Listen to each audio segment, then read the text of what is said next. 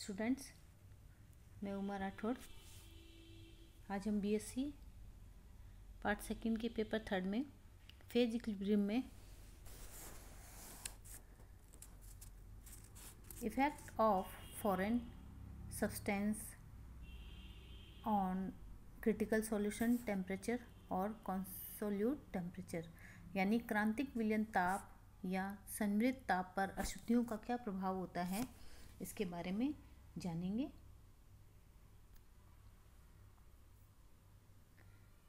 किसी भी तंत्र के लिए क्रांतिक विलयन या संमृत ताप एक निश्चित मान रखता है। किसी भी घटक या दोनों में अशुद्धि मिली होने पर इनके मान बहुत अधिक परिवर्तित हो जाते हैं। सर्वप्रथम क्रिस्मर ने घुली हुई अशुद्धियों का क्रांतिक विलयन ताप पर असर का पता लगाया। वह बताया कि एथेनॉल पेट्रोलियम सिस्टम में केवल 1% जल एथेनॉल के होने से उनके क्रांतिक विलयन यानी क्रिटिकल सॉल्यूशन टेम्परेचर में 17 डिग्री सेंटीग्रेड की वो इंक्रीज हो जाता है। देखा गया है कि दो घटकों में से किसी एक घटक में अशुद्धि घुलनशील हो तो उस तंत्र का क्रांतिक विलयन ताप या जो कॉन्सोल्यूट टेम्परेचर है वो बढ़ जाता है। हम एग्जांपल लेते हैं।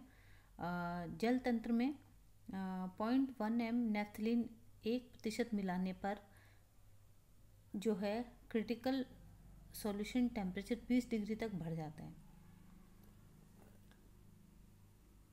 यानी 65 से 85% हो जाता है। यह ताप में बढ़ोतरी जल से लवण निकालने के कारण होती है।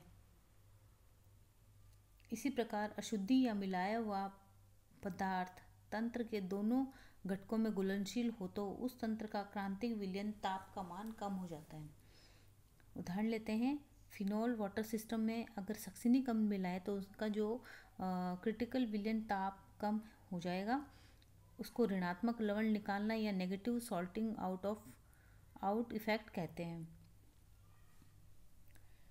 यह भी देखा गया है कि क्रांतिक विलयन ताप में परिवर्तन अशुद्धि की मात्रा के मिलाने के समानुपाती होता है। थोड़ी सी अशुद्धि मिली होने पर क्रांतिक विलयन ताप में जितना परिवर्तन होता है उससे किसी पदार्थ की शुद्धता की जांच की जा सकती है। हम मानव शरीर में गुर्दे की सही कार्य प्रणाली का पता क्रांतिक विलयन ताप द्वारा ही लगा सकते हैं। गुर्दे द्वारा जो यूरिन निकलता है वह यूरिन फिनॉल तंत्र के क्रांतिक विलयन ताप को 8 डिग्री सेंटीग्रेड बढ़ा देता है। अगर क्रांतिक विलयन ताप 1 से 16 डिग्री तक बढ़ता है तो यह गुर्दे की कार्य प्रणाली ठीक है।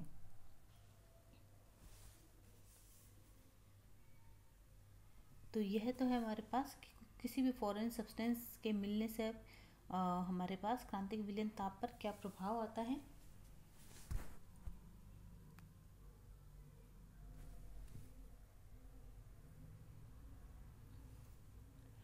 Foreign material have a significant effect on the critical solution temperature. If any impurity is soluble in one or two liquid, the critical solution temperature of system increase. For example, a concentration of 0.1 f naphthalene per ml of water raises the critical solution temperature of phenol water system by 20 degrees centigrade. Similarly, if added substance is soluble in both liquid, the critical solution temperature is lowered. For example, addition of succinic acid in phenol water system decrease critical solution temperature of a system. This is called negative salting out of effect. Distillation method कि भाप आसवन विधि क्या होती है, जो है इस विधि का उपयोग ऐसे कार्बनिक पदार्थों के शुद्धिकरण में करते हैं जिनके क्वथनांक काफ़ी उच्च होते हैं या उनके क्वथनांक तक पहुंचने से पहले ही वो विघटित हो जाते हैं। ऐसे द्रव जो जल के साथ अमिश्रणीय हो, भाप की उपस्थिति में वाष्पित हो, व क्वथनांक उच्च हो,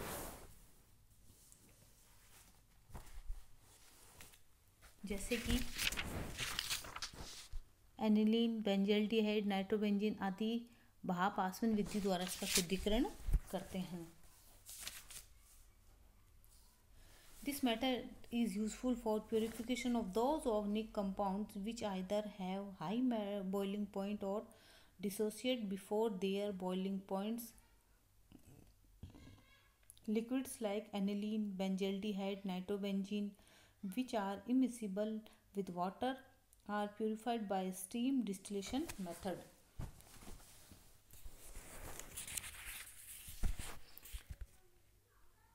भाप आसवन विधि में देखिए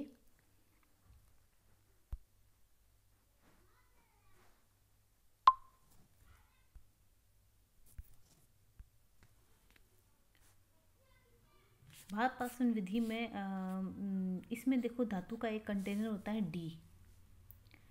इसमें हमारे पास ये जल उबलता है, ये कंटेनर है, कंटेनर से इसमें पानी भरा हुआ है, इससे भाप निकलेगी गर्म होने के साथ ही, और भाप इस ट्यूब के द्वारा हमारे पास है राउंड बॉटम फ्लास्क है, इसके अंदर जाएगी और इसके अंदर पहले से कार्बनिक पदार्थ मिला हुआ है। ये जो कार्बनिक पदार्थ होता है ये भाप है। ये कार्बनिक पदार्थ जो यहाँ वाष्प अवस्था में जाती है,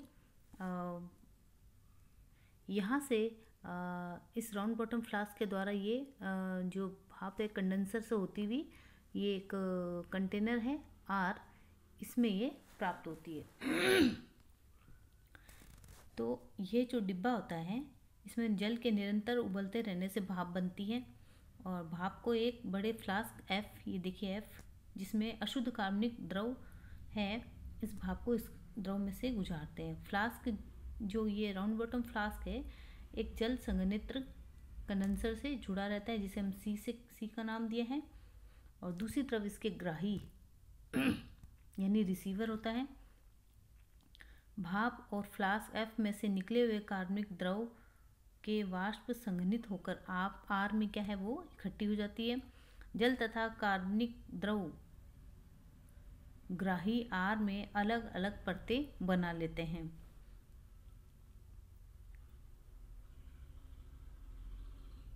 और उन जो लेयर्स को हम सेपरेटिंग फनल के द्वारा इनको अलग अलग कर लेते हैं। बाद में कार्बनिक द्रव को शुष्क करके पुनः आसुत कर लिया जाता है। एनिलीन का को जल से शुद्धिकरण करने पर मिश्रण 98.5 डिग्री सेंटीग्रेड पर उबलता है, जो एनिलीन व जल दोनों के द्रव से दोनों के क्वथनांक से कम है।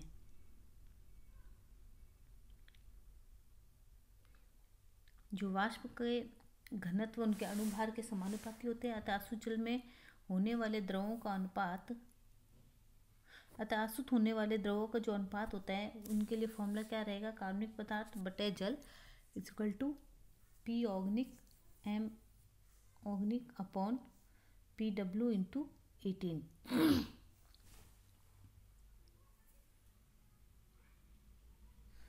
तो ये हमारे पास डिस्टिलेशन का मेथड है, ये बिल्कुल इजी मेथड है।